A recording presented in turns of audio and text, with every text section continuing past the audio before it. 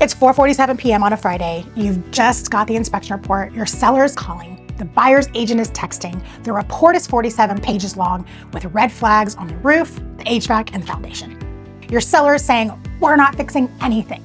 And the buyer is asking for $28,000 in repairs. Your stomach drops, your weekend is ruined, and you're wondering how this deal went sideways so fast. Sound familiar? I'm Emily Shelton with Shelton Property Group. And today we're talking about how to navigate a difficult home inspection from the listing agent side and why most of the panic you're feeling is completely unnecessary. Here's the first thing you need to understand. There are no real estate emergencies. I know it feels urgent. I know everyone's emotions are running high, but here's the truth. Most emergencies in real estate benefit greatly from some time away from the issues, a clear head to assess the situation, and a thought-out solution instead of an immediate reaction. When you operate from panic, you make bad decisions. When you give yourself and your clients the space to think, you find solutions. The agent who navigates inspections successfully aren't the ones who react the fastest. They're the ones who respond most strategically. Because the best way to handle a difficult inspection is to prevent it from becoming difficult in the first place. Strategy 1, set expectations early. From the moment I take a listing, I'm setting inspection expectations with my seller. And in 2026, here in Austin, we're ranked the #1 buyer's market in the country. I'm very clear, buyers will ask for something. This isn't 2021 anymore. We're not getting waived inspections and over asking offers. The market has shifted and your sellers need to understand that reality before they ever get an offer. I tell them, based on market conditions, we should expect inspection negotiations. That doesn't mean we have to give the house away, but we need to be prepared to have reasonable conversations about legitimate issues. Strategy number 2, consider a pre-inspection. For properties where I know there might be issues, older homes, noticeable deferred maintenance, anything that makes me nervous, I recommend a pre-inspection. Yes, it costs the seller money up front, but you know what costs more? Having a deal fall apart 2 weeks in because we discovered a major issue that we could have addressed from the beginning. A pre-inspection lets us get ahead of problems, make strategic repairs before we list, and price accordingly. It eliminates surprises and gives us negotiating power when the buyer's inspection comes back. We can say, we were aware of that issue, we've already addressed X, Y, and Z, and the price reflects the remaining items. Scenario number 1. A major issue is discovered. Let me tell you about a deal I had last year that could have completely fallen apart. Beautiful home, great location, under contract in 8 days. Then the inspection report comes back. The HVAC system was on its last leg. It probably had 2 years left max. And there were some foundation concerns that needed monitoring. The buyer was asking for a $15,000 credit. My seller's immediate reaction, absolutely not. We're not giving them a dime. Sound familiar? This house is priced fairly, and if they don't want it, someone else will. Here's where the no emergencies philosophy comes into play. I did not respond immediately. I told my seller, I hear you, you're frustrated, and that's completely valid. Let's take 24 hours to look at this strategically, and then we'll talk through options. During that 24 hours, I did my homework.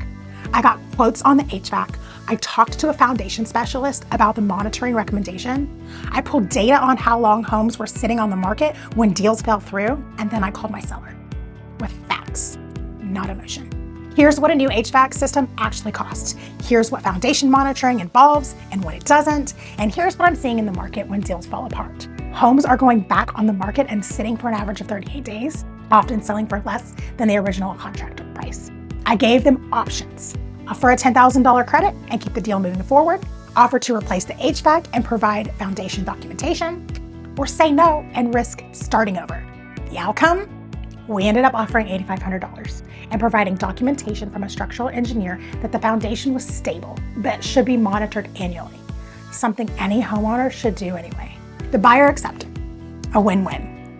The buyer got money towards future repairs, the seller gave less than what was asked, and we kept the deal together. Nobody got everything they wanted, but everyone got enough, and that's successful negotiation. Scenario number 2, your seller who is refusing to negotiate. Now let's talk about when your seller is just flat out refusing to negotiate in a market where they need to, because you have to have a difficult conversation. Remember what we talked about in my video on difficult conversations? You have to lead with data, not opinions. You can't say, I think you should negotiate. You have to say, here's what the market is telling us. I understand you don't want to give any credits. Let me show you what's happening with similar properties right now. Of the last 10 homes priced in this range that went under contract and then had a deal fall apart, 8 of them ended up selling for less than the original offer after sitting back on the market for 30 to 60 additional days.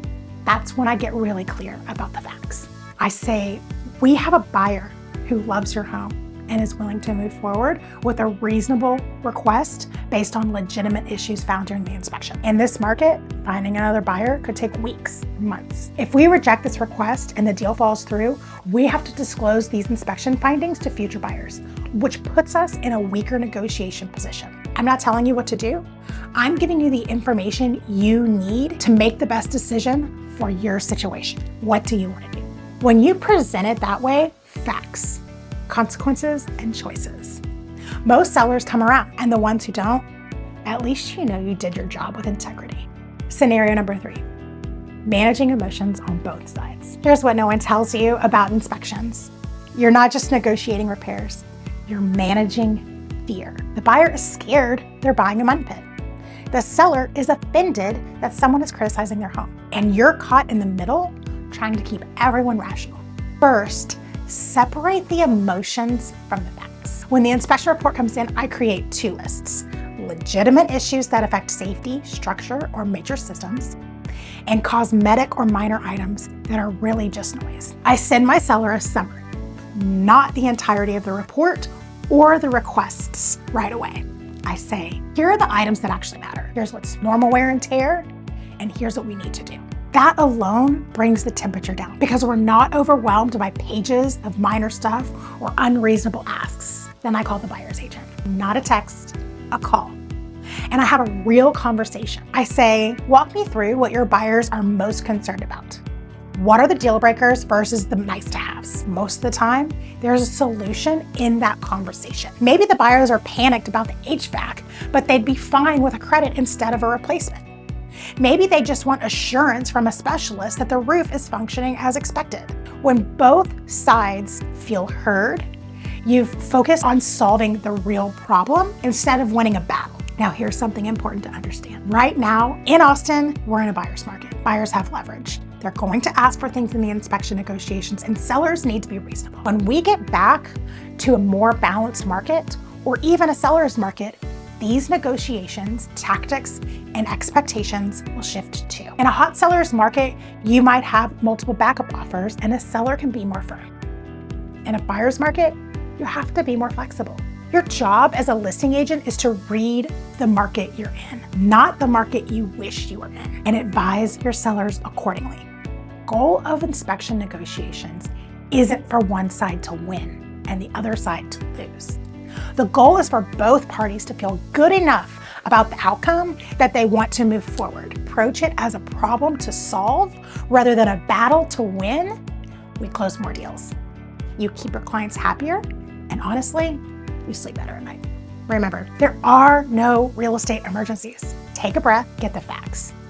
Have the hard conversations with integrity and find the win-win. If you're struggling with inspection negotiations or you're feeling stuck in any area of your business, I want to help. I'm offering a 20-minute strategy call where we'll assess where you are, identify what's holding you back, and create a clear plan to move forward. A link to my calendar is in the description below. Let's figure this out together. If this was helpful, subscribe and drop a comment or share with your friend. What's the craziest inspection situation you've dealt with? I'd love to hear your stories. Inspection reports don't have to derail your deals. With the right approach, they're just another step towards a successful closing. I'm Emily Shelton with Shelton Property Group. Faith, family, real estate.